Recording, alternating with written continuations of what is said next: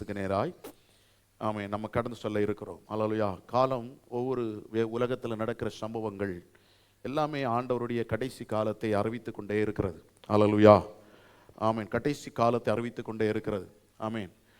நம்முடைய இப்படிய சமயம் 2 நாளுக்கு முன்பதாக உங்களுக்கு தெரியும். யூரோப்பும் அமெரிக்காவும் பயங்கர க்ளோஸாக இருந்தவர்கள். அல்லேலூயா. நான் ஒரு மாதம் நினைத்தேன் இவ்வளோ, ஆனால் வேதத்தின்படி இவர்கள் 2 பேருமே சண்டை வைக்க வேண்டும். அல்லேலூயா. யூரோப் அமெரிக்காவுக்கு எதிராக எழும்ப வேண்டும். அப்போதான் அந்த வேதத்தினுடைய நிறைவில் வரும். ஆனால் அந்த மிகவும் நெருக்கமானவர்கள் கடந்த ஒரு வாரத்தில் 10 நாளில் பார்த்தீங்கன்னா எல்லா சூழ்நிலையும் மாறிப்போச்சு. இப்போது யூரோப்புக்கு விரோதமாக அமெரிக்காவும் அமெரிக்காவுக்கு யூரோப்பும் எழுப்பிக் கொண்டே இருக்கிறது.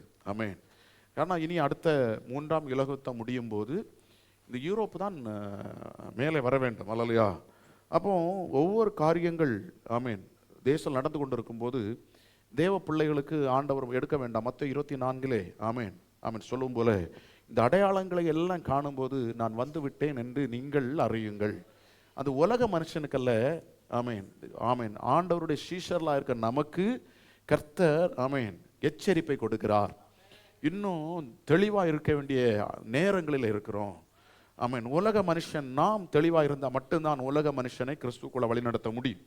ஆனபடியானால இந்த கொஞ்சம் இதற்கு முன்பதாக அநேக செய்திகளை இந்த செய்தியை கேட்டிருப்பீங்க. கேட்காத பிள்ளைகள் இருக்கலாம். ஆனாலும் ஒன்று கூட உங்களை இதை ஞாபகப்படுத்த வேண்டும் என்று விரும்புகிறேன். அல்லேலூயா.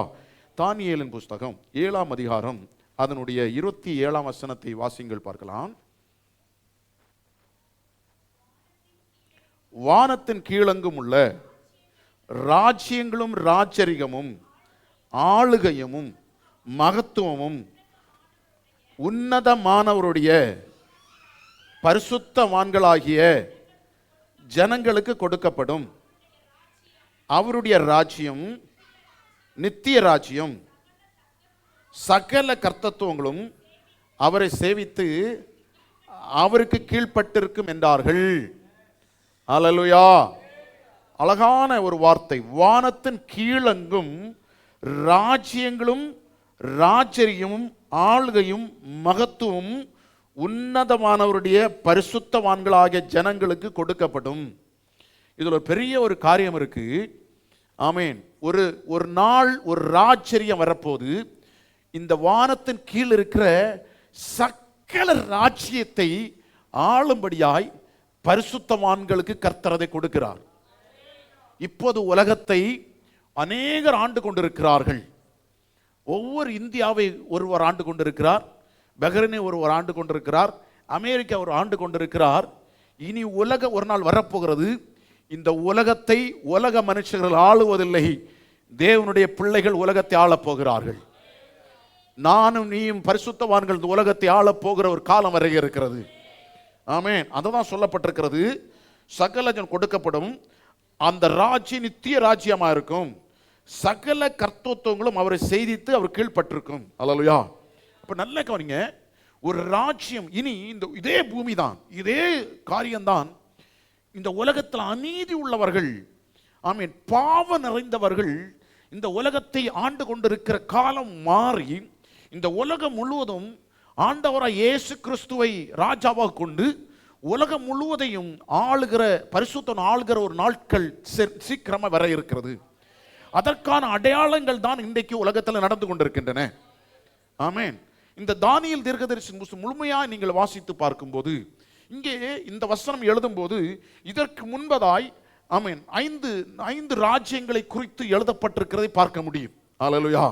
அதனால்தான் நேபுகாத் நேச்சார் ஒரு நாள் இரவிலே அவன் தரிசனம் காண்கிறான்.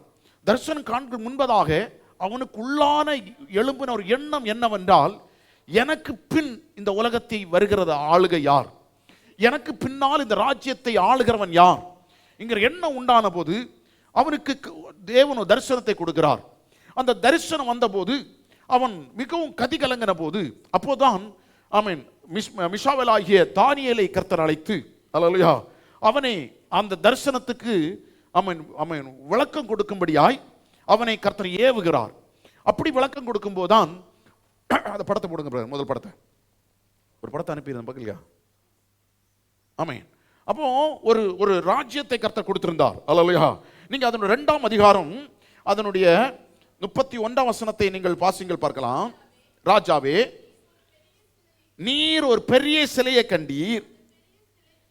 அந்த பெரிய சிலை மிகுந்த பிரகாசம் உள்ளதா இருந்தது. அது உமக்கு எதிரே நின்றது. அந்த ரூபம் பயங்கரமா இருந்தது.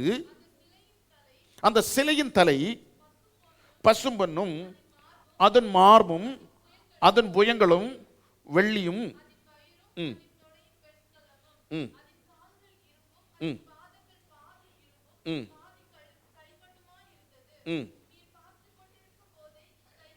நீ பார்த்து கொண்டிருக்கும் போதே கைகளால் பெயர்க்கப்படாத கல் உருண்டு வந்தது. அது அந்த சிலையை இரும்பும் களிமண்ணமாகி அதன் பாதங்கள் மோதி அதைகளை நொறுக்கி போட்டது. அல்லேலூயா. போதும், நல்ல கவனிங்க.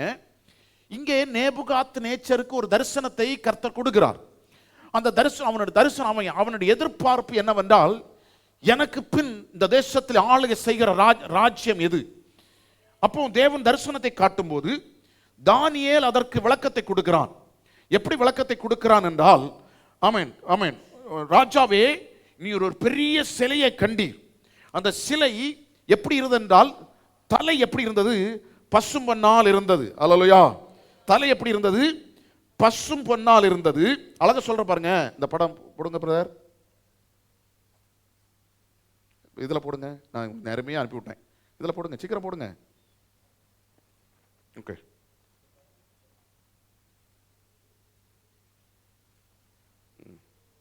பழைய படத்தை பார்த்தா தான் உங்களுக்கு புரியும்.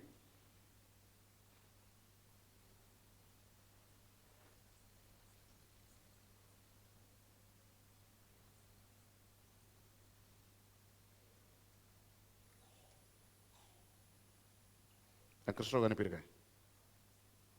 சீக்கிரம் இதில் போடுங்க, சீக்கிரம் போடுங்க, சீக்கிரம் போடுங்க.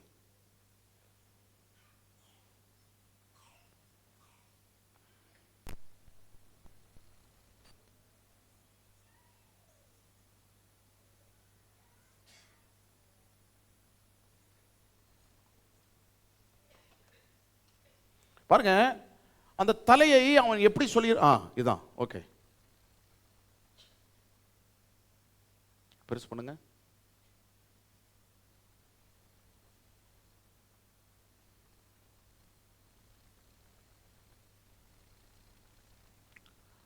அந்த தலை எப்படி இருக்கிறது என்றால் பசும் பொன்னாக இருக்கிறது.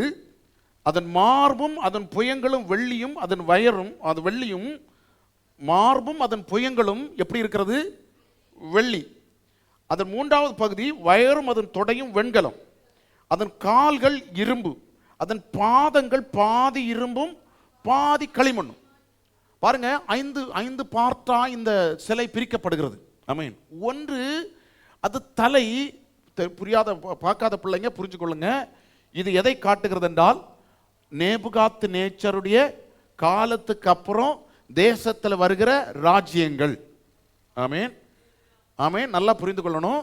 இந்த ராஜ்யம், இது ஏன் சொல்றேன்னா, ஆண்டவராக இயேசு கிறிஸ்துவுக்கும் BC 550க்கு முன்ன தானியேல் தீர்க்கதரிசியால் எழுதப்பட்ட தீர்க்க தரிசனம். இந்த தீர்க்க தரிசனம் நடந்தது உண்மையானால், இந்த ராஜ்யங்கள் வந்தது உண்மையானால், இந்த வசனம் நடக்க போறது உண்மை. நான் திரும்பவும் சொல்றேன், இதுல சொல்லப்பட்ட அந்த ராஜ்யங்கள் எழுப்பப்பட்டது உண்மையானால், ஆமென், இப்ப நம்ம படிச்ச வசனமும் நடக்க போறது உண்மை. இந்த ராஜ்யம், இந்த பூமி பரிசுத்தவான்கள் ஆள போறது உண்மை. ஆமென். அதற்கு அடையாளமாக தான் கர்த்தர் இதை வைத்திருக்கிறார். தலை எதை காட்டுகிறது என்றால், ஆமென், எதை காட்டுகிறது? பசும் பொன் என்று சொல்கிறான். இது அவன் சொல்வான், இந்த தலை நீரே. நல்லா கவனிக்கணும். இவன் பாபிலோன், மகா பாபிலோன் ராஜ்யத்திலே நேபுகாத் நேச்சர் முழுமையா தேசத்தை ஆண்டு கொண்டிருக்கிறார். அப்படி தேசத்தை ஆளும் போது, ஆமென், இவன் இப்ப சொல்றான், தானியேல் தீர்க்கதரிசனம் சொல்றான், அந்த தலை நீரே, இப்ப தேசம் முழுவதும் நீர் ஆண்டு கொண்டிருக்கிறீர். ஆமென். 2வது பார்ட் எப்படின்னா, ஆமென், அது எப்படி இருக்குது? வெள்ளி. ஆமென். 2வது பார்ட் எப்படின்னா, ஆமென், கையும் இந்த மார்பு பகுதியும் வெள்ளியிலா இருக்கிறது. அல்லேலூயா. இதை எதை காட்டுகிறது என்றால், அவன் சொல்றான், அவன் உமக்கு பின்னால உன்னுடைய சந்ததி இதுல வராது. ஆமென். மேதிய பெர்சிய 2 ராஜாக்கள் வருவார்கள். ஆமென். மேதியனும் பெர்சிய ராஜ்ய மேதிய குலத்தில் உள்ளவனும் பெர்சிய ராஜ்யத்தில் குலத்தில் ஒருவனும் சேர்ந்து இந்த உலகத்தை ஆளுவார்கள். ஒரு சாம்ராஜ்யம் எழும்பும். ஆமென். நல்லா கவனிங்க. இந்த நேபுகாத் நேச்சர், ஆமென் ஆமென், அவன் அவன் அவன் மரிக்கும் போது, ஆமென், இங்க ஒரு காரியத்தை கூட சொல்லி தர வேண்டும் என்று விரும்புகிறேன். அல்லேலூயா.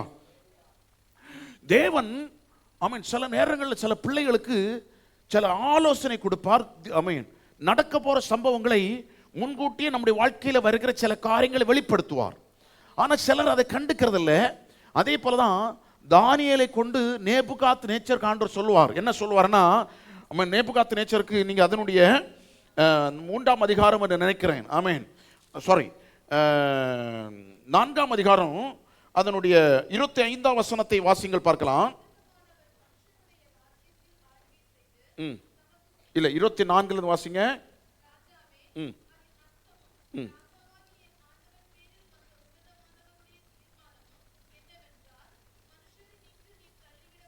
ம்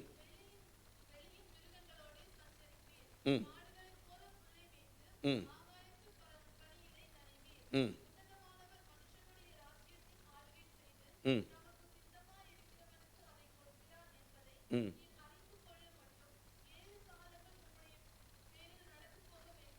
ம் ம்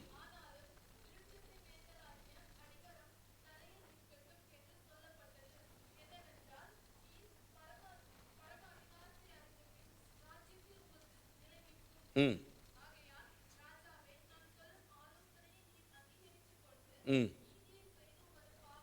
ம் ம் ம் நல்ல கவனிங்க. இங்க ஒரு வார்த்தை சொல்லப்படுகிறது. இவனுக்கு ஒரு ஆலோசனை கொடுக்கப்படுகிறது. என்ன ஆலோசனை கொடுக்கப்படுகிறது? அல்லேலூயா. ஓகே, அவ்வளோ ஆங்கில கொண்டு. ஓகே, சரி, அவ்வளோ கிட்ட உட்கார வச்சுக்கோ. ம் அங்கே ஃப்ரெண்ட் பேக்கில் விடு, பேக்கில் விடு. ம் ம் ம் அவ்வளோ பிடிச்சி வச்சுக்கோ. இவ்வளோ விடாது, ஃப்ரெண்டில் விடாது கொஞ்ச நேரம். ம் பாருங்க, இங்கே ஒரு வார்த்தை வெளிப்படுது. என்ன வார்த்தை வெளிப்படுது அப்படின்னா, எல்லாம் என்ன கவனி எல்லாம் இருக்கட்டும், எல்லாம் கவனி. என்ன வார்த்தை கொடுக்கப்படுதுன்னா, நேபுகாத் நேச்சரை பார்த்து சொல்றாரு, நீ மாடுகளைப் போல வெளியில மனுஷரால் தள்ளப்படுகிற ஒரு காலம் உனக்கு வரும். ஆமென். அவன் சொல்றான், ஆனா நீ அழிஞ்சு போக மாட்ட, அடி வேறு அடியில இருக்கிறது மாதிரி இருக்கும், உன்னுடைய சந்ததியில ஒருத்தனை எழும்ப பண்ணுவேன். ஆமென்.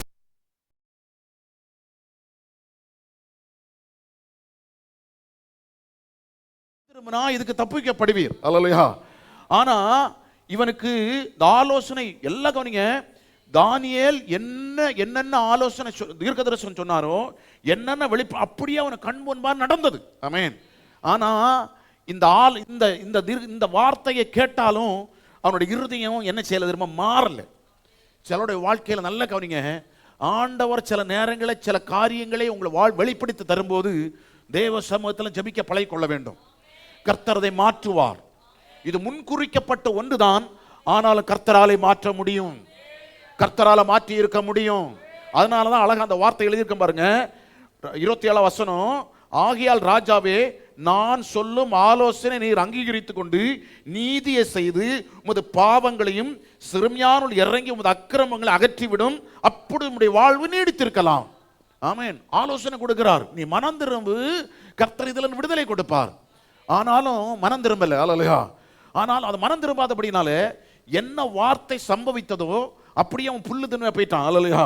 ஆனால் அங்கே இருந்து ஒரு நாள் ஆண்டவர் உணர்வை கொடுத்த உடனே இவன் சொல்கிறான், இவன் இருதயத்தில் இருக்கிறான், எல்லா ராஜ்யங்களையும் இவனுக்கு உள்ள வந்தது. இந்த பாபிலோனை பார்த்துட்டு நினைக்கிறான், நான் கட்டின மகா பாபிலோன். அந்த பெருமை வந்த உடனே அவனை கர்த்தர் தள்ளிட்டார். ஆமென். அடுத்த வார்த்தை சொல்லுது, நல்ல கவனிங்க. எந்த விஷயம் இந்த நாள் காலையில் கர்த்தர் ஏன் தேவன் ஆபிரகாமை இப்பொழுது நான் கர்த்தருக்கு பயப்படுகிற மனுஷன் என்று சொன்ன அப்படின்னா, அவன் உலகத்தை சார்ந்தில்ல. ஆமென். எப்போது எல்லாவற்றையும் விட்டு தேவனே நீரை எல்லாவற்றையும் செய்கிறவர் என்று உணர ஆரம்பித்தான் கர்த்தருக்கு பயப்படுகிற பயம். ஆமென். நான் என்று சொல்வதற்கு இந்த உலகத்தில் நமக்கு என்று ஒன்றுமே இல்லை. அதுதான் கர்த்தர் உயர்த்துகிற அடையாளம். ஆமென், ஆமென். இவன் எப்போ அதை உணர ஆரம்பித்தானோ கர்த்தர் திரும்ப கொடுத்தார். இந்த காரியத்தை இவனுக்கு பிள்ளை அஸ்தஸ்த ராஜாவும் பார்க்கிறான். ஆமென். ஆனாலும் அவன் என்ன செய்தான் தெரியுமா? கொஞ்ச நாள் நல்லா இருந்தான். கொஞ்ச நாள் தாண்டினோடனே ஆண்டவர் ஆலயத்தில் இருக்கிற ஆமென் அந்த பனிமூட்டுகள் எடுத்து ஆமென் விருந்து வைத்த உடனே மேனே மேனே தக்கல் உப்பாசின் எழுதப்பட்டும். அல்லேலூயா. நீ தராசில் நெருக்கப்பட்டு தள்ளப்பட்டு போனாய். ஆமென். உடனே தான் மேதிய பெர்சியன் அல்லேலூயா ராஜ்யத்தை வந்து பிடிப்பார்கள். அல்லேலூயா. ஆமென். ராஜ்யத்தை வந்து பிடித்து ஆமென் இந்த ராஜ்யம் ஆமென் ரெண்டாக பகுக்கப்படும். யார் இந்த ராஜ்யம்? நல்லா கவனிங்க. இப்போ பாபிலோன் என்கிற ஒரு பெரிய சாம்ராஜ்யம் இந்த உலக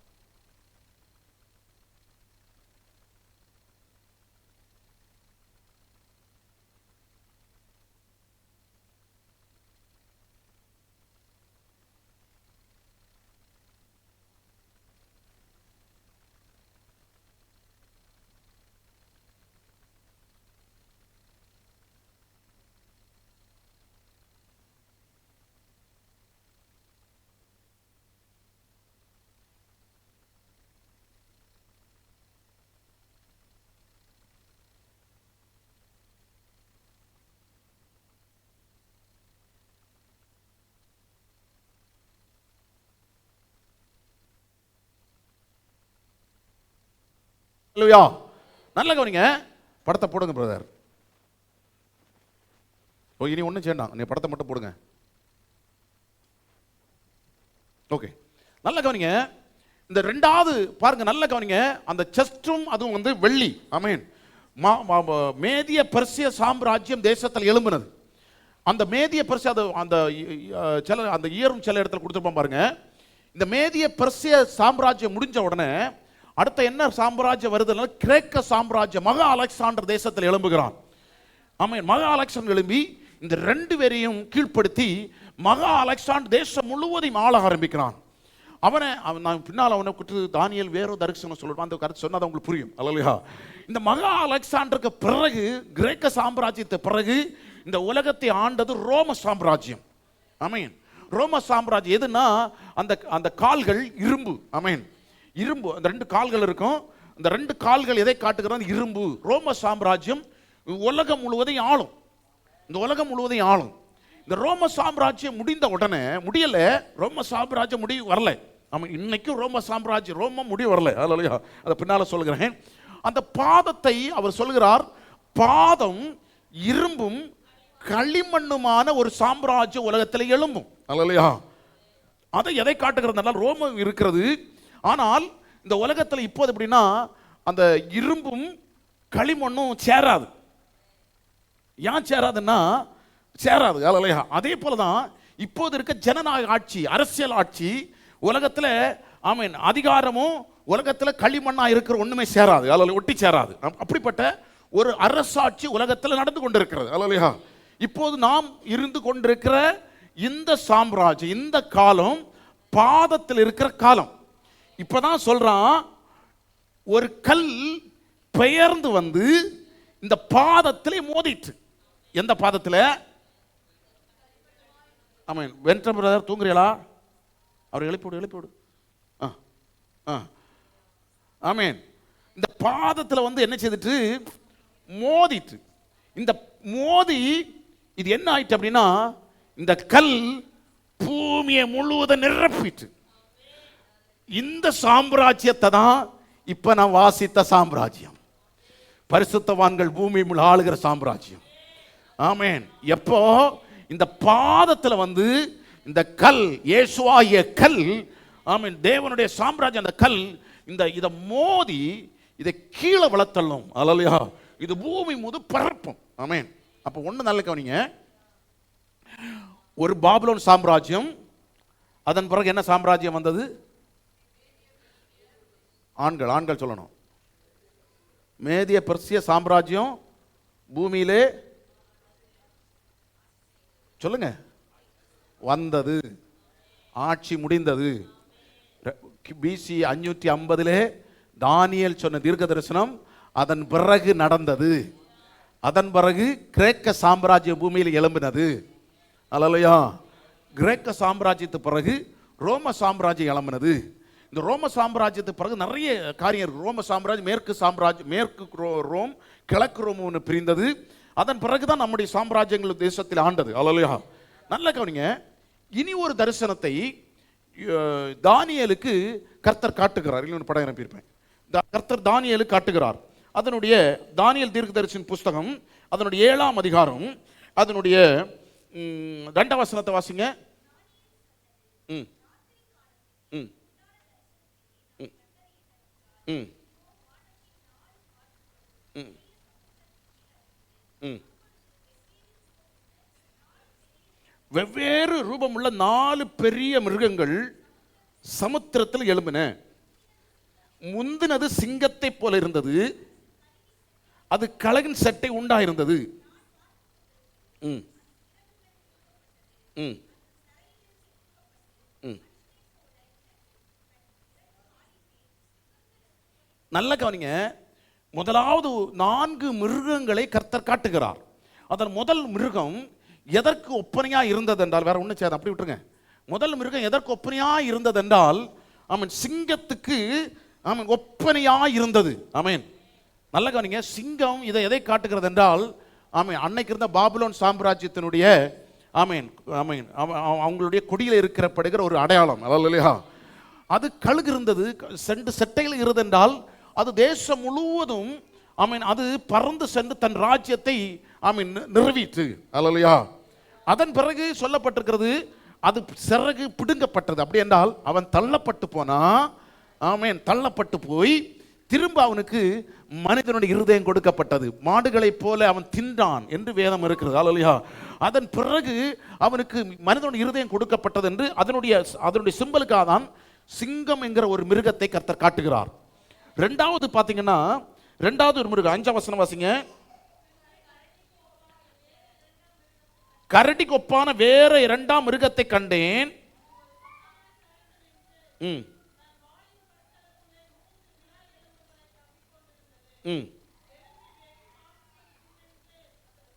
இது கரடிக்கு ஒப்பானது எந்த சாம்ராஜ்யத்தை காட்டுகிறது என்றால், அதனுடைய ஆமீன் மேதிய பெர்சிய சாம்ராஜ்யத்தை காட்டுகிறது. அல்லேலூயா. வாயில மூண்டுன்னா அவர்கள் மூண்டு அந்த இன்றைக்கு இருந்த துருக்கி, பாபிலோன், இனி வேறொரு எகிப்து, இந்த 3 ராஜ்யத்தையும் அவர்கள் பிடித்து, 3 சாம்ராஜ்யம், பெரிய சாம்ராஜ்யம், 3ஐயும் பிடித்து அடக்கி வாயில எப்படி இருக்குன்னா ஒரு எலும்பு துண்டு வைக்கிறவங்க வைத்திருப்பார்கள். அல்லேலூயா. ஆமீன். அந்த அளவுக்கு மேதிய பெர்சியத்தினுடைய ராஜ்யம் தேசத்தை முழுவதும் அவர்களுடைய அதனுடைய ஆண்டது. அதான் கரடிக்கு ஒப்பா இருக்கிற வேறொரு சாம்ராஜ்யம் எழும்பினது. இனி 6ஆம் வசனம். ம் ம் ம் ம் ம் ம் ம் ம் நல்லா கவனிங்க. 6ஆம் மிருகத்தில் 6ஆம் வசனத்தில் இன்னொரு மிருகத்தை காண்கிறான். உங்களுக்கு அது எப்படி இருந்ததுன்னா சிவிங்கிய போல இருந்ததான். அதில் என்ன அப்படின்னா 4 தலையை பற்றி சொல்லப்பட்டிருக்கு. நல்ல கவனிங்க. இந்த கிரேக்க சாம்ராஜ்யம், இது கிரேக்க சாம்ராஜ்யத்தை காட்டுது. அப்படிதானே? 4ஆம் மிருகம் 3வது சாம்ராஜ்யம், 3வது இது கிரேக்க சாம்ராஜ்யம். இதெல்லாம் ஃபர்ஸ்ட் இது பாபிலோன், மேதிய பெர்சியா, அப்புறம் கிரேக்கம். இந்த கிரேக்கம் மகா அலெக்சாண்டர் அவனுக்கு பிறகு எப்படின்னா, அந்த ராஜ்யத்தை ஆண்டவர்கள் அலெக்சாண்டருக்கு பிள்ளைகள் அல்ல, அவனுக்கு இருந்த 4 சேனாதிபதிகள், 4 தளபதிகள் அந்த தேசத்தை முழுவதும் 4ஆய் பிரித்து கொண்டார்கள். பாருங்க எவ்வளோ ஆண்டவர். இவங்க நடக்கிறதுக்கு முன்னாடி 500 வருஷத்துக்கு முன்பதாகவே இது நடக்க போறதை கருத்து எழுதி வைத்தார். நான் இன்னும் நிறைய இதெல்லாம் சொல்லதுக்கு காரணம், பின்னால் ஒரு பயங்கர காரியத்தை சொல்லி விளக்க வேணும், அதுக்காக இதெல்லாம் சொல்லி கொண்டு வருகிறேன். ஆமீன். 500 வருடத்துக்கு முன்பதாக இந்த சாம்ராஜ்யம் எழும்பும், இவன் தான் ஆளுவான், இவன் பிரிக்கப்படுவான். 4ஆய் பிரிக்கப்பட்டது. அல்லேலூயா.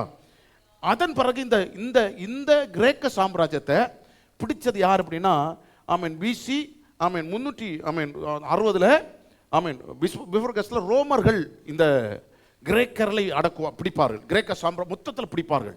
அப்போதான் கிரேக்க ரோம சாம்ராஜ்யம் தான் உலகம் முழுவதும் தன்னை ஆளுகைகளை கொண்டு வந்தது. அல்லேலூயா. அதனால தான் 6ஆம் வசனம் 7ஆம் வசனம் சொல்லுகிறது, அவரது கெடியும் பயங்கரமாக, அதற்கு பெரிய இரும்பு ஆயுதங்கள் இருந்தது. பாருங்க, அது முக்கியமாக ஒன்று இருந்தது, அதற்கு 10 கொம்புகள் இருந்தன. ஆமென். நல்ல கவனிங்க, அதற்கு 10 கொம்புகள் இருந்தன. இப்போ உங்களுக்கு நன்றாக தெரியும், இதில் வெளிப்படத்தில் பார்த்தீங்கன்னா, ஆமென், அதில் அழகாக எழுதப்பட்டிருக்கும் 1900 அந்த இந்த யோவான் வசனம் எழுதும் போது ரோமர்கள் பூமியில் ஆண்டு கொண்டிருக்கிறார்கள். ரோமர்கள் ஆளும் போது 10 கொம்பு அவர்களுக்கு இல்லை. அப்படின்னா 10 ராஜ்யங்கள், இன்னைக்கு யூரோப் கண்ட்ரி 28 கண்ட்ரி சேர்ந்ததான் யூரோப் யூனியன். ஐ மீன், அந்த யூரோப் யூனியனில் 10 நாடுகள் தான் தலைமை. இந்த 10 நாடுகள் சேர்ந்து தான் இந்த 28 நாடுகளை கண்ட்ரோலுக்குள்ள வைத்திருக்கிறது. அல்லையா? அப்போ 500 இயேசு பிறக்கிறதற்கும் 500 வருடத்துக்கு முன்பதாகவே தீர்க்கதரிசனம் எழுதப்பட்டது. ஆமென். இந்த ரோம சாம்ராஜ்யத்துக்குள்ள 10 தலைகள் உண்டாகும், 10 ராஜ்யங்கள் அதற்குள்ளாய் எழும்பும். ஆமென். அது அப்படியே துல்லியமா இன்றைக்கு நிறைவேறிட்டு. ஆமென். இந்த சாம்ராஜ்யம் முடிஞ்ச உடனே தான் 9ஆம் வசனம் வாசிங்க. நான் பார்த்து கொண்டிருக்கையில் சிங்காசனம் வைக்கப்பட்டிருந்தது, நீண்ட ஆயுள் வீற்றிருந்தார். அவர் வஸ்திரம் உறைந்த மலையைப் போல இருந்தது, அவருடைய சிரசு மயிர் வெண்மையாகவும் பஞ்சை போலவும் துப்புரவு இருந்தது. அவருடைய சிங்காசனம் அக்கினி ஜுவாலையாய் சக்கரங்கள் எட்டி பற்றி எரிந்தது. அல்லேலூயா. அக்கினி நதி அவர் சந்தில் புறப்பட்டு ஓடினது. 1000 பேர் அவர் சேவித்தார்கள், கோடான கோடி பேர் அவர்களுக்கு முன்பதாக நின்றார்கள். அல்லேலூயா. இந்த ரெண்டுக்கும், இந்த சாம்ராஜ்யம் முடிந்த உடனே தான் ஆமென் நம்முடைய சாம்ராஜ்யம் இந்த பூமியில ஸ்தாபிக்கப்படுகிறது. ஆமென். அப்ப நல்ல கவனிங்க, இப்போ இந்த 4 மிருகங்களையும் அவன் பார்க்கிறான். இதே 4 காரியம் தான் வெளிப்படுத்தல வாசிக்கும் போது ஆமென் தேவன் யோவானுக்கு வெளிப்படுத்தி கொடுப்பார். அவர் எப்படி வெளிப்படுத்தி கொடுப்பார் அப்படின்னா, நீங்க வெளிப்படுத்தல் நிருபம் அதனுடைய ஒரே நிமிஷம் 17ஆம் அதிகாரம் 8ஆம் வசனம் வாசிங்க. ம் ம் ம் ம்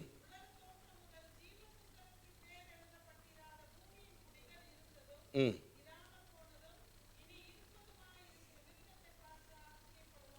ம்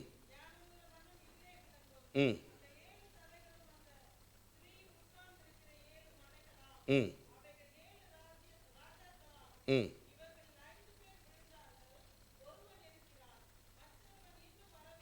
ம் ம்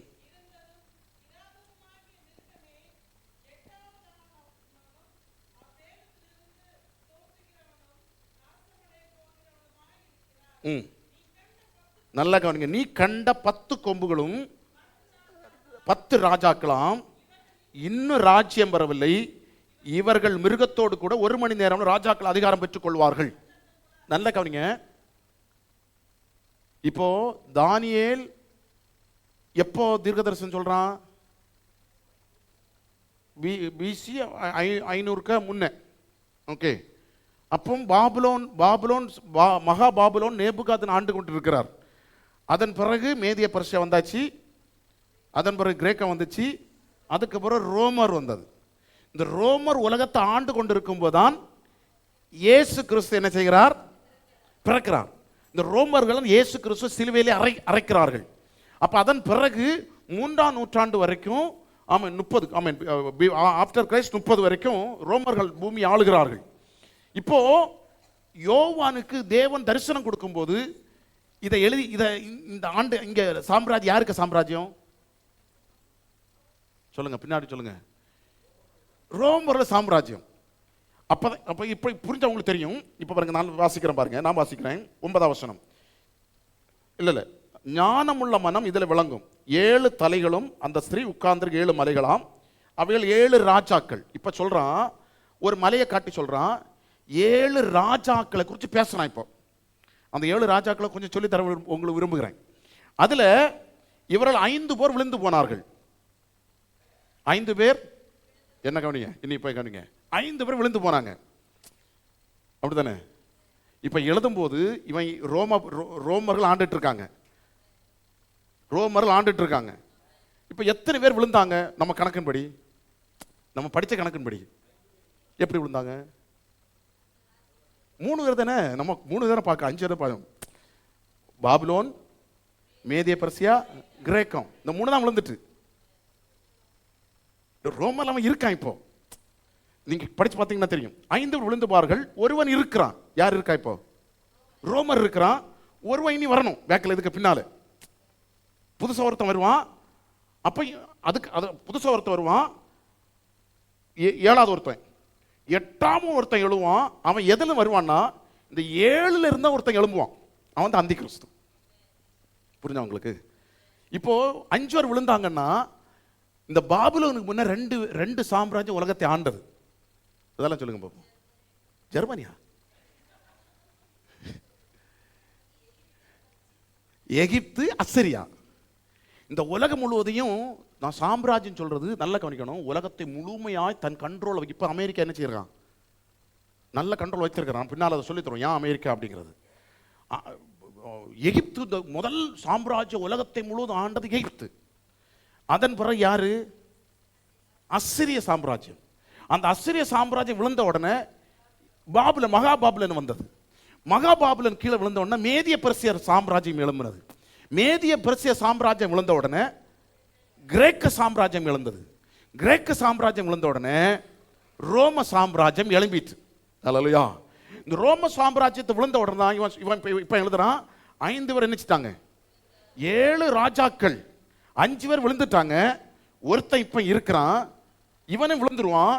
இப்ப வேற ஒருத்தன் வருவான், அவன் வந்து அவனும் கொஞ்ச நாள் தரித்திருப்பான். இங்க 2 கன்ஃபியூஸ். ஒன்று இவர்கள் கிழக்கு சாம்ராஜ்யம், மேற்கு சாம்ராஜ்யம் ரோமன் சொல்றாங்க. இனியவர்கள் சொல்றாங்கன்னா இந்த ரோம சாம்ராஜ்யம் முடிந்த பிறகு இந்த உலகத்தையும் ஒரே கொடைக்கு கீழே ஆண்டது யாரு தெரியுமா?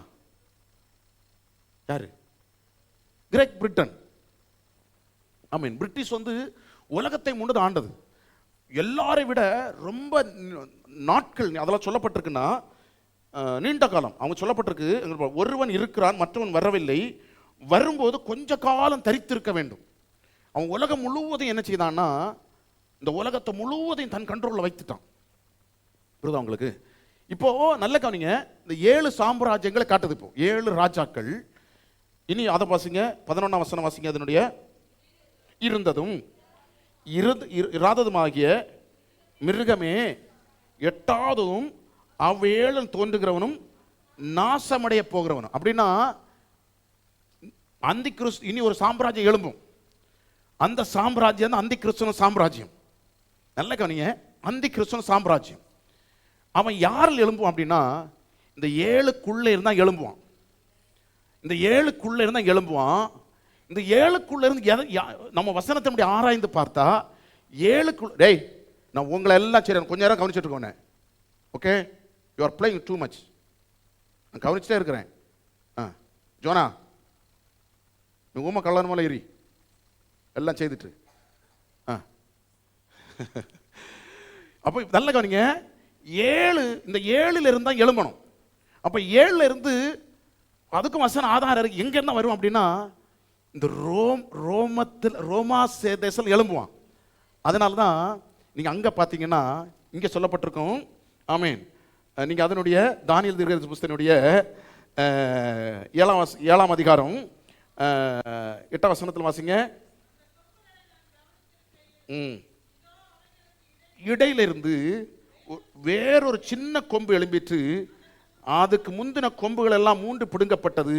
அந்த கொம்பு மனுஷ கண்கள் ஒப்பான கண்களும் பெருமையானவைகளை பேசும் வாயும் அது கொடுக்கப்பட்டது. ஆமேன். அப்போ அந்தி கிறிஸ்துவனுடைய ஒரு ஆட்சி எங்கே இருந்தா எழும்பும் அப்படின்னா, ஆமேன், இப்ப இருக்க ரோம சாம்ராஜ்யத்தில் இருந்தா எழும்பும். அந்த ரோம சாம்ராஜ்யம் தான் 10 கொம்பு 10 ஆமேன் நாடுகள். அந்த 10 நாடுகள் சேர்ந்ததான் இப்போது என்ன அப்படின்னா ஐரோப்பிய யூனியன். அல்லேலூயா. நன்ன கவனிங்க, இப்போ அந்த ஐரோப்பிய யூனியன், இப்போ வேதத்தின்படி ஐரோப்பிய யூனியன் 10 வந்துட்டு 1951 அவர்கள் 10 நாடுகள் சேர்ந்து ஒரு ரெஜிஸ்ட்ரேஷன் பண்றாங்க. 10 நாடுகள் ஆமீன் ஐரோப்பிய யூனியன் ரெஜிஸ்ட்ரேஷன் பண்ணி அதன் பிறகு அது வலுப்பட்டு 20 நாடுகள் ஆயிற்று. ஆனால் 10 நாடுகள் தான் இருக்கும். அல்லேலூயா. நீங்க நான் இன்னைக்கு இப்போ திடீர்னு வேற ஒரு செய்தி கேட்டுட்டு இருக்கும்போது அந்த 17ஆம் அதிகாரத்தினுடைய 4 வசனம் வாசிங்க. இல்ல 3 வசனம்.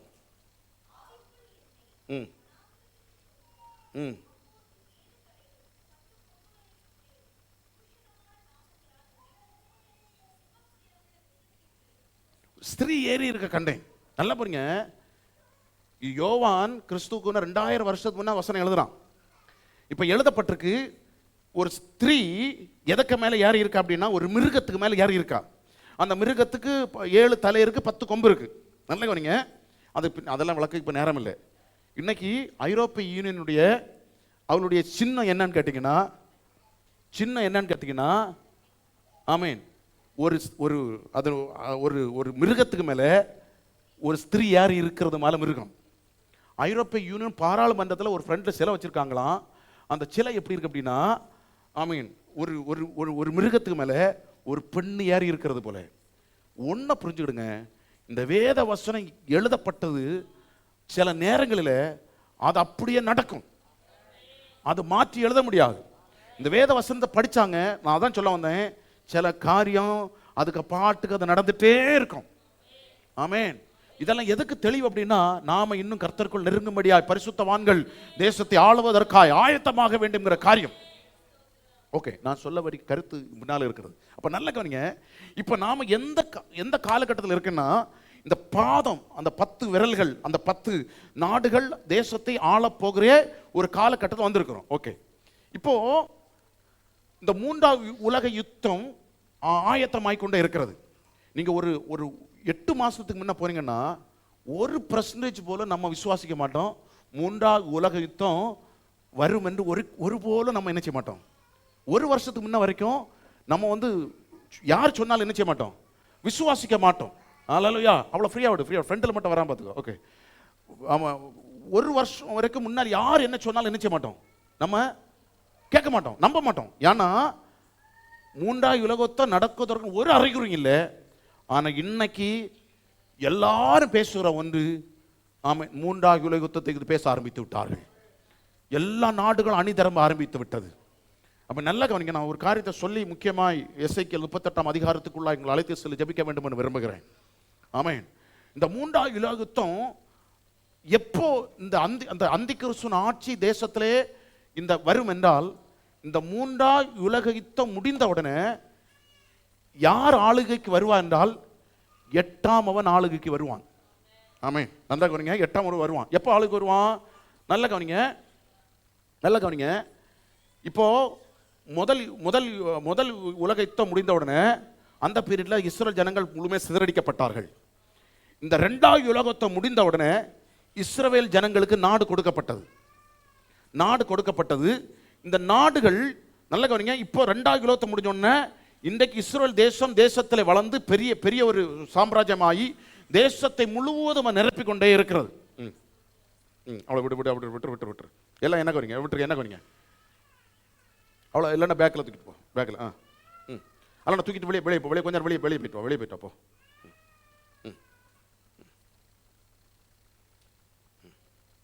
நீ வெளியே நின்று அவ்வளோ கூட நின்று கொஞ்சம் நேரம். நல்ல கவனிங்க, இப்போ 3வது உலகம் இன்றைக்கு வரைக்கும் தேசத்தை அமெரிக்கா தேசத்தை ஆண்டு கொண்டுட்டு இருக்கு. அந்த 3வது உலகத்தை முடிந்த உடனே இந்த யூரோப் யூனியன் தேசத்தை ஆள ஆரம்பிக்கும். அதற்கான அறிகுறிகள் எல்லாம் நடந்துட்டே இருக்கு. ஆமீன். உங்களுக்கு தெரியும், இப்போ யூரோப் யூனியனுக்கு விரோதமாய் அமெரிக்கா எழும்பிட்டு எல்லா கண்ட்ரியும் உங்களுக்கு தெரியும். கொஞ்ச நாளுக்கு முன்னாடியெல்லாம் அமெரிக்க டாலர் கீழே விழ ஆரம்பிச்சு நம்முடைய இந்தியாவினுடைய வர்த்தகம் முழுவதும் ஈரானோடு டைரக்ட் அதெல்லாம் பண்ண ஆரம்பிச்சு, சைனா பண்ண ஆரம்பிச்சிட்டாங்க. எல்லா கண்ட்ரியும் இப்போ யூரோப் டாலரை வெளியே தள்ளி யூரோவை கொண்டு வருவதற்கு தீர்மானம் பண்ணிவிட்டார்கள். நீங்கள் வேதத்தில் படித்து பார்த்தீங்கன்னா அந்த வெளிப்படுத்தல் 17ஆம் அதிகாரம் 13ஆம் வசனம் சொல்லப்பட்டிருக்கு. இவர்கள் ஒரே யோசனை உடையவர்கள், இவர்கள் தங்கள் வல்லமை அதிகாரத்தையும் மிருகத்து கொடுப்பார்கள். ஒரே யோசனைனா இப்போ இந்த எல்லா கண்ட்ரியும் சேர்ந்து ஒரே பாராளுமன்றம், ஒரே இராணுவம், ஒரே பாஸ்போர்ட், எல்லாம் ஒரே இடத்துல கொண்டு வந்துட்டாங்க. உங்களுக்கு தெரியும், இப்போ நேட்டோங்கிற ஒரு இராணுவ பலத்தை உருவாக்கி இதோட இல்லை, இப்போ சமீபமாய் அவர்கள் அதை பலப்படுத்த வேண்டும் என்பதற்காய் அமெரிக்காவின் இராணுவத்தை வெளியே தள்ளி யூரோப் யூனியனுடைய இராணுவத்தை பலப்படுத்தி ஆரம்பித்து விட்டார்கள். இது எதை காட்டுகிறது என்றால் ஒரு மூன்றாம் உலக யுத்தத்திற்கான ஆயத்தத்தை காட்டிக் கொண்டிருக்கிறது. இந்த மூன்றாம் உலக யுத்தம் நடந்துட்டு அப்படின்னா அந்த உலக யுத்தம் நடக்கிற பீரியட்ல என் ஆண்டவர் வருகை இருக்கும். நாம் எடுத்துக்கொள்ளப்படுவோம். நல்ல கவனிங்க, நாம் எடுத்துக்கொள்ளப்படுவோம். அல்லேலூயா. நீங்கள் எசேக்கியேல் தீர்க்கதரிசி புத்தகம் 38ஆம் அதிகாரம்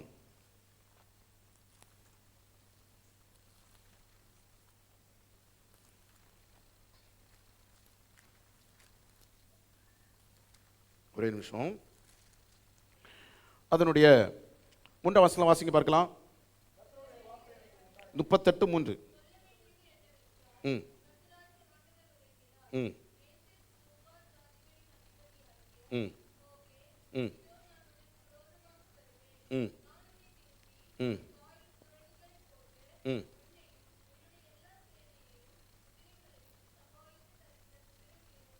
ம் ம் ம் ம் நல்ல கவனிங்க. நான் இதில் கொஞ்சம் விஷயத்தை உங்களுக்கு விளக்கிட்டு போகணும். இப்போ மூன்றாம் உலகயுத்தம் வரும்போது யார் தலைமை தாங்கும் அப்படின்னா ரஷ்யா இதற்கு தலைமை தாங்கும். நல்ல கவனிங்க, இப்போதைக்கு சூழ்நிலை யாருக்கும் என்ன செய்யலடா, நீங்கள் பேப்பரை வாசிக்கிறீங்கன்னு நினைக்கிறேன்.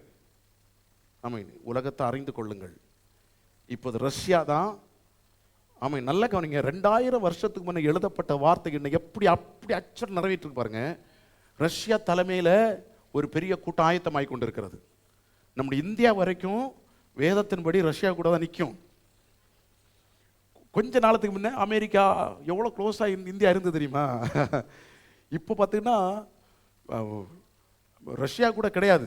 இன்னைக்கு பார்த்தீங்கன்னா அத்தனையும் இந்தியா ரஷ்யா கூட க்ளோஸாக ரொம்ப நெருங்க ஆரம்பிச்சிட்டு. இப்போ அது கூட என்னென்ன அந்த 5 வருஷம் என்னென்ன ராஜ்யங்கள் ரஷ்யாவுக்கு கீழே வருங்கிறத 2000 வருஷம் முன்ன கர்த்தர் எழுதி வைத்திருக்கிறார். எத்தியோப்பியா வருவான், துருக்கி வரும், இப்படி நிறைய கண்ட்ரிகளாக எழுதப்பட்டிருக்கு. இதெல்லாம் சேர்ந்து ஒரு பக்கமாய் யாருக்கு விரோதமாக எழும்புவார்கள் என்றால் இஸ்ரவேலுக்கு விரோதமாக எழும்பி வருவார்கள். இந்த இஸ்ரவேலை குறித்து ஒரு ரகசியம் எழுதப்பட்டிருக்கு. நீங்க பார்த்தீங்கன்னா 8ஆம் வசனத்தை படிச்சு பார்த்தீங்கன்னா ம் ம்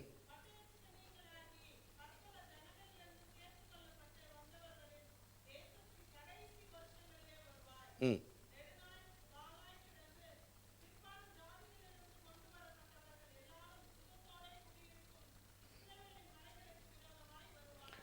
இப்போ யாருக்கு ரஷ்யா கூட சொல்றாரு, நீ வருவ, யாருக்கு விரோதம் வருவ அப்படின்னா இஸ்ரவேலுக்கு ஒரு ரகசியம் சொல்றாரு. எப்படி சொல்றாருன்னா, பற்பல ஜனங்கள் இருந்து சேர்த்து கொள்ளப்பட்டு வந்தவர்கள் கடைசி நாட்கள் வருவ. இஸ்ரவேல் ஜனம் பற்பல தேசத்திலிருந்து என்ன செய்யப்பட்டது, சேர்த்து கொள்ளப்பட்டது. அடுத்த வசனம், நெடுங்காலாய் பாழாய் கிடந்து பிற்பாடு ஜாதிகள் கொண்டு வரப்பட்டவர்கள் எல்லாரும் சுகத்தோடு கூடி இருக்கு இஸ்ரவேல். இப்போ இஸ்ரவேல் ஜனம் பாருங்க என்ன பாதுகாப்பா, யுத்தம் நடந்தாலும் அவங்க அவ்வளோ பாதுகாப்பா இருக்காங்க. நீ இவர்களுக்கு எதிராய் கடந்து வருவாய். அல்லேலூயா, ஆமென். இவர்கள் வட தேசத்திலிருந்து இஸ்ரவேல் விரோதமாக எழும்பி வரும்போது நீங்கள் 13ஆம் வசனத்தை வாசிக்கும் போது அங்க ஒரு தேசத்தை குறித்து எல்லாம் எழுதப்பட்டிருக்கு. அல்லேலூயா. அது யார் அப்படின்னா அமெரிக்கா தேசம், அதுக்கு கூட இருக்க எல்லா தேசத்தையும் எழுதப்பட்டிருக்கிறது. அல்லேலூயா. நான் ஒவ்வொன்றா விளக்க நேரம் இல்லை. ஆனா ஆண்டவர் என்ன சொல்ற தெரியுமா, இந்த 3ஆம் உலக யுத்தத்தில் யார் ஜெயிப்பான்னு உங்களுக்கு தெரியுமா?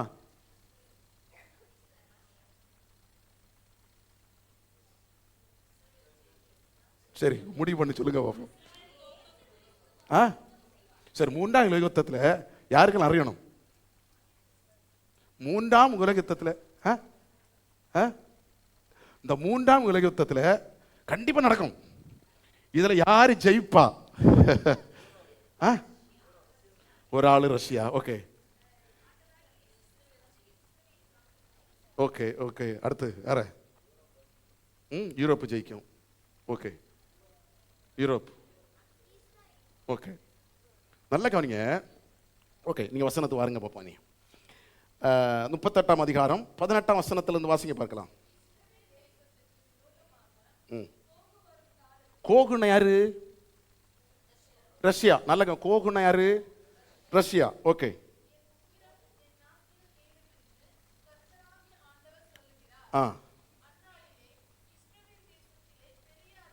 அந்நாளிலே இஸ்ரவேல் தேசத்தில் பெரிய அதிர்ச்சி உண்டாயி,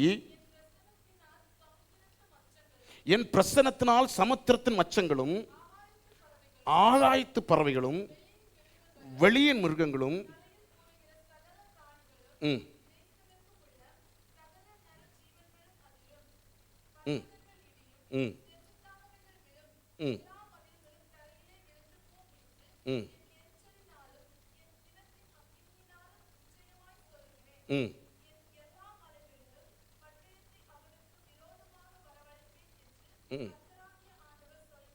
நல்ல கவனிங்க. நீ கீழே படிச்சு பார்த்தீங்கன்னா ஆண்டவர் என்ன செய்ய போறார் அப்படின்னா, இஸ்ரவேலுக்கு விரோதமாய் வருகிற ஜனத்துக்கு விரோதமாய் என் ஆசியில் உக்கிரகம் ஏறும். ஒன்று செய்ய போறாரு. ஏதோ ஒரு பூமி அரிச்சு ஏதோ ஒன்று செய்ய நடக்கும். ஆண்டவர் இஸ்ரவேல் ஜனத்துக்கு யுத்தம் பண்ணுவார். ஆமென். ஆண்டவர் யுத்தம் பண்ணுவார். ஆமென். பைபிள் சொல்லுது, எவன் யுத்தத்துக்கு வந்தானோ அவனுக்கு விரோதமாய் பட்டயம் யுத்தம் செய்ய ஆரம்பித்து விடுவார்கள். ஆமென். அதனால் சொல்லப்பட்டிருக்கு, சக்கலம் கீழே விழும். ஆமென். சக்கலம் கீழே விழும். ஆமென். இனி இது 22ஆம் வசனத்தில் படிச்சு பார்த்தீங்கன்னா, திரளான ஜனங்கள் மேலும் வெள்ளமாய் அடிக்கும் மழையும் பெரும் கல்மழையும் அக்கினி மழையும் கந்தத்தை வர்ஷிக்க பண்ணுவேன். ஆமென். நல்ல கவனிங்க. நாம் அழகா வேறொரு வசனத்தில் அவன் எப்படி வருவான் அப்படின்னா, பெரு வெள்ளத்தை போல இறங்கி வருவான்னு இருக்கும். ஆமென். நல்ல கவனிங்க. ஓகே, நல்ல கவனிங்க. இந்த யுத்தத்தில் வேதத்தின்படி ஜெயிக்கிறது யார் அப்படின்னா, யாரு? யாரு? இஸ்ரவேல் தான் ஜெயிக்கும். நீங்க அடுத்த அதிகாரத்தை பார்த்தீங்கன்னா, 7 மாதங்கள் இஸ்ரவேல் ஜனங்கள் இந்த விறகெல்லாம் எடுத்துட்டு எரிப்பாங்களாம். இந்த இஸ்ரவேல் ஜனத்துக்காக இப்போ 3 இலகுவத்துனா, இந்த இஸ்ரவேல் ஜனத்தை கர்த்தர் பெரிய யுத்தத்தை நடத்துவார். ஏதோ ஒரு பூமி அரிச்சு உண்டு பண்ணி அப்படின்னா, இப்போ எக்ஸாம்பிள் ஒன்று நடந்து அப்படின்னா, இப்போ ரேடார் சிஸ்டம் எல்லாம் தெரியும் தானே? ஆமீன். ஒரு ஃப்ளைட் வருதுன்னா எல்லாம் ரேடார் சிஸ்டம் தான் கண்ட்ரோல் பண்ணுறான். ஆமீன். ஒரு ரேடாரும் ஒர்க் ஆகாது. இப்போ சமீபத்தில் ஈரானுக்கு எதிராக இஸ்ரேல்காரன் ஒரு பெரிய ஒரு ஃப்ளைட் அனுப்புனான். ஞாபகம் இருக்கு உங்களுக்கு? கொஞ்சம் போனதில் 100 சிஸ்டம் ஃப்ளைட்டை அனுப்பி அடித்தான். அடிக்க முன்ன என்ன செய்தான் தெரியுமா? முதல்ல அவன் செய்தது, இந்த மேலே வான் பாதுகாப்பு இருக்கு தெரியுமா, எல்லா வான் பாதுகாப்பு ரேடார் சிஸ்டத்தை இவன் இங்கேருந்து ஆஃப் பண்ணிட்டான். யாரு? இஸ்ரவேல். ஆஃப் பண்ணிக்கிட்டு இவன் ஃப்ளைட் அனுப்புனான். அவன் வந்ததும் தெரியாது, இவன் அடிச்சுட்டு போனது யாருக்கு தெரியல? ஈரானுக்கு தெரியாது. ஆமென். ஏதோ ஒன்றை கர்த்தர் செய்ய போகிறார். ஆமென். இஸ்ரவேல் ஜனத்துக்காக கர்த்தர் செய்ய போகிறார். ஆமென். அதனால தான் 23ஆம் வசனம் பார்த்தீங்கன்னா, இவ்விதமாய் நான் அநேக ஜாதிகளுக்கு கண்பண்பாய் என் மகத்துவத்தையும் என் பரிசுத்தத்தை விளங்க பண்ணி அறியப்படுவேன். அப்பொழுது நான் கர்த்தர் என்பதை அறிந்து கொள்வார்கள். அல்லேலூயா, அல்லேலூயா. நீ கீழே அந்த 39ஆம் அதிகாரத்தை வீட்டில் போய் முழுமையாக ஒவ்வொன்றா படித்து பார்த்தீங்கன்னா, அங்கே எழுதப்பட்டிருக்கும், இஸ்ரவேல் ஜனத்துக்காக கர்த்தர் எப்படி யுத்தம், இந்த 3ஆம் உலகத்தில் கர்த்தர் எப்படி யுத்தம் செய்வார். அப்போ ஒன்று, ஆமென், நமக்கு ஒன்று தெரியும், 3ஆம் உலகத்தை நடந்தா ஜெயிக்க போறது தேவன். இஸ்ரவேல் ஜனங்கள் ஜெயிக்க போறாங்க. அல்லேலூயா, ஆமென். ஆனா ஒரு காரியம் நிச்சயம், இதெல்லாம் பார்ப்பதற்கு பரிசுத்தவான்களாக நாங்கள் இருக்க மாட்டோம். இதெல்லாம் பார்க்கிறதுக்கு, ஆமென், உங்களையும் இந்த பரிசுத்த கூட்டத்திலே நாங்கள் அழைக்கிறோம். அல்லேலூயா, அல்லேலூயா. இது கண்டிப்பா நடக்கும். இந்த வேதத்தில் இது நடந்தது அத்தனை உண்மையானால், எழுதப்பட்ட அத்தனை உண்மை நடந்தது உண்மையானால், நான் சொல்ற இந்த காரியம் நமக்கு நடந்து கொண்டிருக்கிறது. ஒவ்வொன்றை பாருங்க, யோசித்து பாருங்க. 2000 வருஷத்துக்கு முன்ன எழுதப்பட்ட ரஷ்யா சாம்ராஜ்யம் இன்னைக்கு இருக்கு, கிரேக்கம் இன்னைக்கு இல்லை. இருக்கா? கிரேக்கத்தை பற்றி ஒரு தீர்க்க தரிசனம் அதுக்கு பிறகு இல்லை, இருக்கா? இல்லை. ஆமேன். அதுக்கு முன்ன பார்த்தீங்கன்னா அசிரிய சாம்ராஜ்யம் இல்லை, எகிப்து இல்லை. ஆமேன். ஆனால் ரோம சாம்ராஜ்யம் இன்னைக்கும் நிலைப்பட்டு 10 சாம்ராஜ்யம் எழும்பி நின்றுட்டு இருக்கு. அதான் வரப்போறான் திரும்ப. ஐரோப்பிய யூனியனா எழும்பி அது பயங்கரமா வல்லமை வருது. இந்த 3ஆம் உலகத்தை முடிஞ்ச உடனே இந்த இந்த இந்த எல்லாம் முடிஞ்சு அவன் தான் எழும்பி நின்று இந்த பூமியில 7 வருஷம் அந்தி கிறிஸ்து ஆட்சி இருக்கும். அதனால தான் இதில் அழகாக ஒரு வார்த்தை இருக்கும். நீங்கள் தானியல் தீர்க்கதரிசன புஸ்தகத்தில் போனீங்கன்னா, தானியல் தீர்க்கதரிசன புஸ்தகத்தில் போனீங்கன்னா அங்கே எழுதப்பட்டிருக்கும் காலங்களும் அரைக்காலங்களும். ஆமீன். நீங்கள் 7ஆம் அதிகாரம் 25 வசனம் வாசிங்க.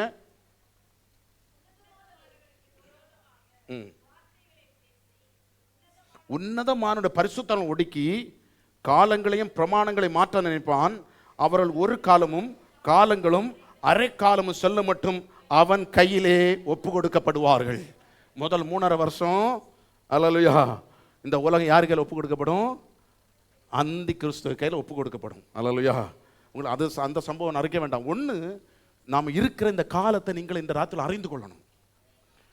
ஆமேன். நீங்கள் இந்த வேதத்தை பார்க்கண்டா, இந்த 3ஆம் உலகத்தம் எப்போ வேணும் வெடிக்கலாங்க. நீங்கள் நினச்சிட்டு இருக்கீங்க. இன்னைக்கு பாருங்க, இன்னைக்குள்ள சுச்சுவேஷன் பார்த்தீங்கன்னா, ஈரானை சுற்றி எல்லா போர்க்கப்பல் அணு ஆயுதம் நிறைந்த போர்க்கப்பலை. டேய் என்ன வேணும் சொல்லுங்க.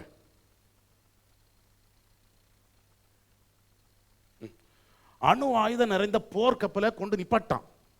நல்ல கவனிங்க. கண்டிப்பா ஈரானுக்கு விரோதமாய் அமெரிக்கா அடிச்சான் அப்படின்னா, ரஷ்யா, சீனா, உங்களுக்கு தெரியல, அமெரிக்கா கூட அவன் சீனா வந்து சாதாரண நினைச்சிடக்கூடாது நம்ம. ஆமீன். அவன் அவ்வளோ பம்மி இருந்தாலும் அவன் A to Z பக்கா வச்சிருக்கிறான். முந்தா நாள் பேப்பரில் பார்த்தீங்கன்னா, சீனாவிலிருந்து பல கப்பல் நிறைய ஆயுதங்கள் வந்து இங்கே இறங்கிட்டு. அப்போ நல்ல பாருங்க, நம்ம இங்கே சும்மா இருக்கிறோம், தேசம் முழுவதும் பயங்கரமான ஒரு போர் மோகம் மீண்டுட்டு இருக்கு. ஆமீன்.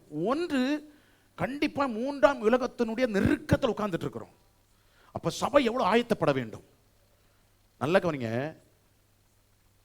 அந்தி கிறிஸ்து, அதாவது 3ஆம் உலகத்துக்கு அப்புறம் உள்ள ஒரு சாம்ராஜ்யம், 10 சாம்ராஜ்யம் எழும்பி அந்த உலகத்தை ஆளுவதற்கு அவன் ஆயத்தமாகிறான். ஆனா 3ஆம் யுத்தத்துக்கு முன்பதாக சபை கர்த்தரோடு எடுத்துக்கொள்ளப்படும். இயேசுவோடு சபை எடுத்துக்கொள்ளப்படும்.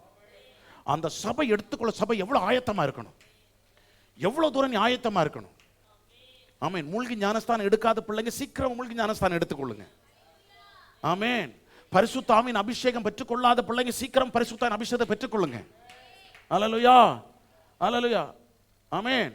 அப்போ ஒவ்வொரு பிள்ளைகளும் இந்த ராத்திரி வேளையில நீங்க எதை உணரணும்? இது கடைசி காலத்தில் இருக்கிறேன். இந்த சம்பவம் எல்லாம் பார்க்கும்போது இந்த வேத வசனங்கள் நிறைவேறிக் கொண்டே இருக்கின்றன. வேத வசனங்கள் நிறைவேறிக் கொண்டே இருக்கின்றன. ஆமென். உன்னுடைய எண்ணம் முழு அதான் இருக்கணும். கர்த்தர் என்னை ஆயத்தப்படுத்தி இருக்கிறார். எப்படியாவது ஒரு சிலாவது கிறிஸ்துவ ஆயத்தப்படுத்தி தேவ ராஜ்யத்தில் பிரவேசிக்கணும். ஆமென். யோசித்து பாருங்க, இந்த 7 வருஷம் முடிஞ்சோடனே இந்த பூமிக்குள்ள 1000 வருடம் என் இயேசுவின் அரசாட்சி. ஓ ஹல்லேலூயா. எவ்வளவு சந்தோஷம் தெரியுமா, எவ்வளவு மகிமை தெரியுமா. 1000 வருடம் இந்த பூமியில நாம் தேவனோடு கூட அரசாள போறோம். இந்த பூமியில தான் வாழ போறோம். 40 வருஷ வாழ்க்கையை வெறுத்துட்டு, அப்படிதானே? எனக்கு வெறுத்துட்டு, என்ன சஞ்சலம், என்ன பாடு. காலமை எழும்பின உடனே ஐயோ, அப்படிதானே? ஏதோ ஆனா யோசித்து பாருங்க, இப்படி போன 1000 வருஷம் வாழ முடியுமா? ஆனா ஒண்ணு, இப்போ ஒரு கிளவிட்ட 90 வயசு கிளவி அசிஸ்டன்ட் போய் கேட்டாராம், 90 வயசு கிளவி எப்படி கிடக்கா? சாவுக்கு எல்லாம் முடிஞ்சு, அங்க தலை மட்டும் வா மட்டும் பேச முடியும். ஆசிரியர் கேட்டாராம், நான் உங்களை ஜெபிக்கிறேன். அவர் எதுக்கு ஜெபிக்க போறாரு? கிளவி என்ன செய்யட்டும், சீக்கிரமா போட்டோம், ஜெபிச்சு அனுப்பி விட்டுருவோம். இவரும் ஜெபிக்க போனாரு. கிளவிட்ட கேட்டாராம், ஏதாவது ஆசை இருக்கா? ஆமாம் பிள்ளை, எனக்கு கடைசியில் ஒரு பேரை இருக்கான், அவர் கல்யாணத்தை பார்த்துட்டுல சாவிடணும். அல்லேலூயா. நம்ம எப்படிதான் கடந்தாலும் இந்த உயிரை விட்டு போறதுக்கு என்ன இல்லை, மனசே இல்லை. ஆனா படுற கஷ்டமோ, ஆனா அந்த 1000 வருஷத்துல எப்படி இருக்கும் தெரியுமா? அல்லேலூயா. எசேக்கியேல் ஏசாயா தீர்க்கதரிசி புஸ்தகம், ஆமென், ஏசாயா தீர்க்கதரிசி புஸ்தகம் 11ஆம் அதிகாரம், ஆமென் ஆமென் 6ஆம் வசனத்துல வாசிங்க. அப்பொழுது ஓனாய் ஆட்டுக்குட்டியோடு தங்கும்.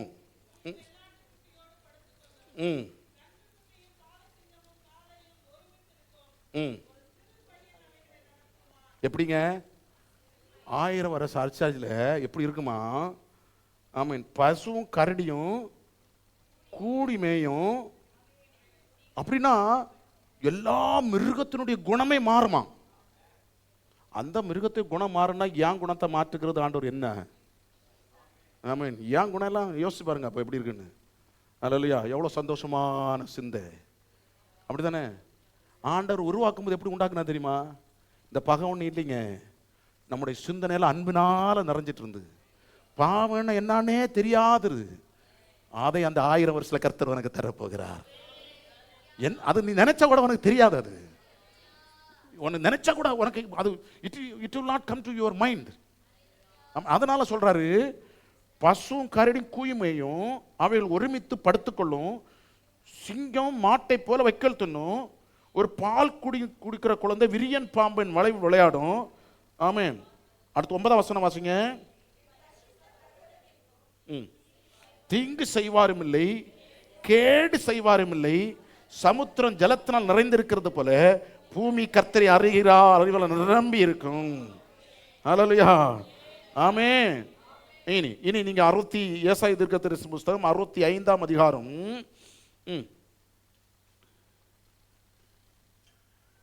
19ஆம் வசனம் வாசிங்க.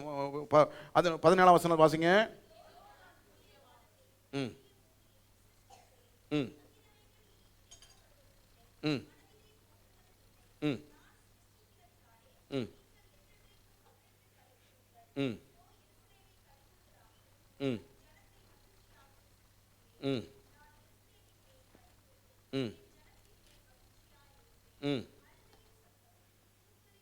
அழுகையின் சத்தமும் கூக்குற சத்தமும் இனி கேட்கப்படுவதில்லை.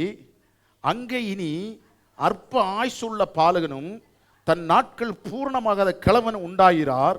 100 வயது சென்று மரிக்கிறவனும் வாலிபன் என்று எண்ணப்படவன் 100 வயதா பாவியோ சபிக்கப்படுவான்.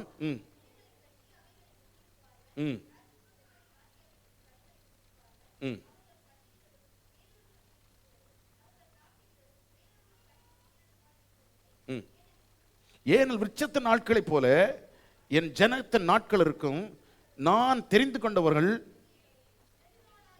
இனி அதனுடைய கடைசி வசனத்துக்கு வாங்க. 25ஆம் வசனம்.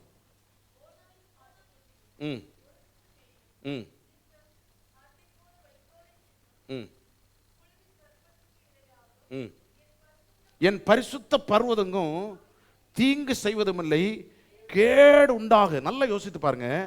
அந்த அந்த அந்த 1000 வருடம் அப்படிங்கிறது நம்ம இந்த பூமியிலே ஒரு மகிமையான வாழ்க்கை வாழப்போகிறோம். ஒரு மகிமையின் வாழ்க்கையை நம்ம வாழப்போறோம். அதற்காக தான் கர்த்தர் இந்த ராத்திரியில் ஒன்று ஆயத்தப்படுத்துகிறார். அதற்காக தான் கர்த்தர் நம்ம ஒருக்குகிறார். அதற்கான இயேசு கிறிஸ்து இரத்தத்தினால நீ பாவம் மன்னிக்கப்படணும். இயேசு கிறிஸ்து இரத்தத்தினாலே நீ மூழ்கி ஞானஸ்தானம் பெற்று ஜீவ புஸ்தகத்தில் பேர் எழுதப்படணும்.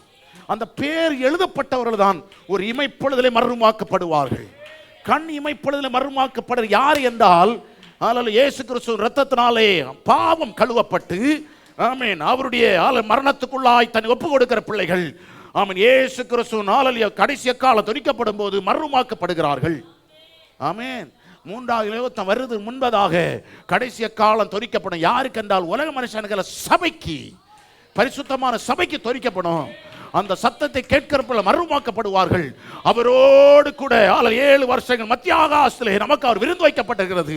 அந்த விருந்து முடிந்த நாளிலே அடுத்த ஒரு யுத்தம் பூமியில நடக்கும். அல்லேலூயா. இதை இஸ்ரவேலுக்கு விரோதமாய் உலகத்தில் எல்லா நாடுகளும் எழும்பி வரும். அப்படிதானே? தெரியாத சரித்திரம். இந்த இஸ்ரவேலுக்கு இப்போ இந்த யுத்தம் முடிஞ்சோம், இஸ்ரவேல் ஜெயிக்கும். இனி நம்ம எல்லாம் மேல போயிருவோம். ஆமென். போமா இல்லையா? போமா இல்லையா? ஆமென்.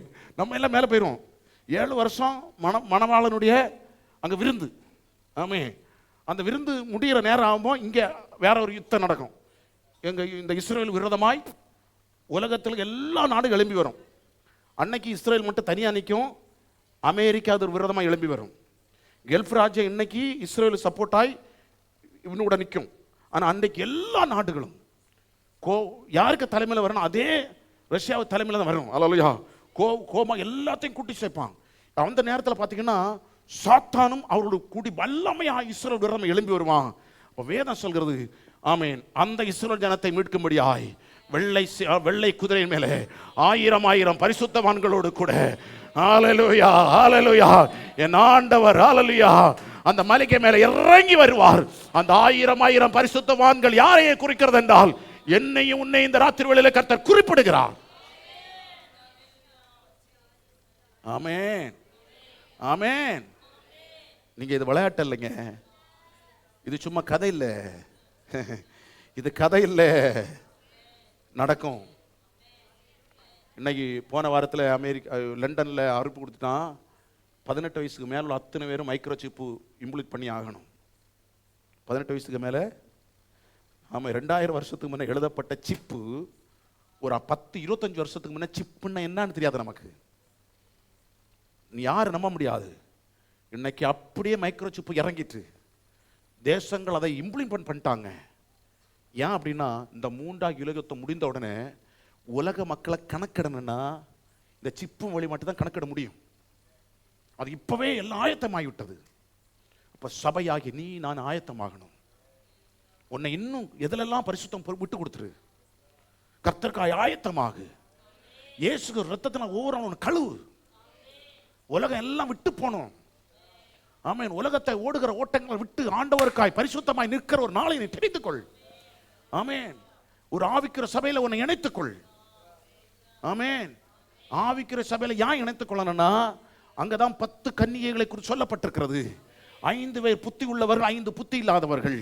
அந்த 5 பேரும் புத்தி இல்லாத கன்னிகைகள் தான். இயேசுவுக்காய் பரிசுத்தமாய் வாழ்ந்தவர்கள் தான். அவர்கள் விளக்கு அவர்களுக்கு இருந்தது. ஆமென் ஆமென். மணவாளனுக்காய் எதிர்கொண்டு போனார்கள். அவர்களுக்கு தீவட்டி இருந்தது, எல்லாம் இருந்தது. ஆனா ஒண்ணு இல்ல, எண்ணெய் இல்ல. நீ எண்ணெய் இருக்கணும்னா ஆவிக்கிற சபையில இருந்து எண்ணெய் பெற்றுக்கொள்ளணும். எண்ணெய் நிறைவில்லைன்னா மணவாளன் வரும்போது எடுத்துக்கொள்ளப்பட முடியாது. எங்களுடைய வேலை என்ன அப்படின்னா உனக்கு எண்ணெய் கொடுக்கிறதா எங்களுடைய வேலை. ஆவிக்கிற சபையின் வேலை என் ஆண்டவர் வருகைக்காய் உன்னை ஆவியில நிரப்பி. ஹல்லேலூயா ஆமென் ஆமென். எல்லாரும் எளிமை நல்லங்க பார்க்கலாம். எல்லா எளிமை நல்லங்க பார்க்கலாம். கேட்ட சத்தியத்துக்கு முன்பதாய். ஆமென். நாட்கள் நெருங்கி கொண்டிருக்கின்றன. நாட்கள் நெருங்கி கொண்டிருக்கின்றன. ஆமென். ஆண்டவரோட வருகை, ஆண்டவர் வருகைக்காய் ஆயத்தமா இருக்கிற பிள்ளைகள் பாக்கியவான்கள். நீங்க பைபிளை பார்க்காதீங்க, இந்த உலகத்தெல்லாம் சுத்தி பாருங்க நடக்கிற சம்பவங்கள். ஒவ்வொரு நாளும் நியூஸ் பாசிங்க, கேளுங்க. ஒவ்வொரு நாளும் சில காரியங்களை அறிந்து கொள்ளுங்க. நீங்க நியூஸ் எப்படி பார்க்கணும் அப்படின்னா இந்த வேதத்தின் உள்ள நடந்து கொண்டிருக்கிறதா அப்படி அறிந்து கொள்ளுங்க. உங்களுக்குள் ஒரு புதிய விடுதலை உண்டாகும். உங்களுக்கு புதிய வெளிச்சம் உண்டாகும். ஆமீன். ஆவிக்குரிய பிள்ளைகள் ஒன்று சொல்லுவேன், நீங்க இன்னும் பரிசுத்தம். ஆமீன். ஐயோ ஆண்டவருக்கு நிற்கிறேனே கவலைப்படாதீங்க. இன்னும் தைரியமா நில்லுங்க, இன்னும் தைரியமா நில்லுங்க. கர்த்தர் உங்களை பலப்படுத்துவார். ஆமீன். உங்கள் நம்பிக்கை ஒரு நாள் வீண் போகாது. நம்பிக்கை ஒரு நாள் வீண் போகாது. வீணாய் பரிசுத்தமாக்கப்பட்ட இல்லை, நீங்கள் பரிசுத்தமாக்கப்பட்டதுக்கு பிரதிபலனை ஒரு நாள் காண்பீர்கள். உலகத்தில் அத்தனை பேர் என்ஜாய் பண்ணலாம். உலகத்தில் இருக்கிற தங்கள் வாழ்க்கை உலகத்தோடு, ஆமீன் ஆமீன், நடனத்தோடு, உலகத்தில் எல்லா காரியம் களியாட்டோடு என்ஜாய் பண்ணலாம். ஆனா அத்தனை பேரும் ஹல்லேலூயா ஒரு நாள் வெட்கப்படுகிற நாள் வரும். நீயோ தேற்றப்படுகிற நாள் உனக்கு முன்பதாக இருக்கிறது. நீயோ கனப்படுத்தப்படுகிற நாள் உனக்கு முன்பதாக இருக்கிறது. அதை மறந்து விடாதீங்க. நீயோ கர்த்தருக்குள் கனப்படுத்துகிற நாள் உனக்கு முன்பாக இருக்கிறது. ஓ ரபால சகதரகர துரபாலபா